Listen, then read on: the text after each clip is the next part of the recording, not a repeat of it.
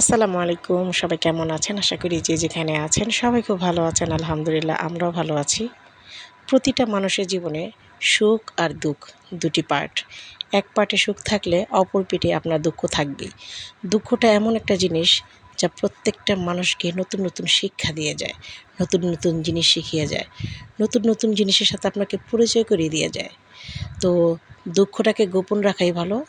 দুঃখটাকে যদি আপনি প্রকাশ করেন, সেটা কিন্তু চক্রবৃদ্ধি সুদের মতো দিন দিন শুধু বেড়েই যাবে। তো যতটুকু পারেন আপনার দুঃখ আপনার মনের ভেতরে রাখেন। যাকে বলার জায়নামাজে বসে শুধু তাকেই বলেন। অন্যজনকে বললে কোনো কাজ হবে না, শুধু মানুষ জানাজানি হবে। তো যাই হোক, প্রত্যেকটা মানুষকে আল্লাহ সুবুদ্ধি দান করেছেন।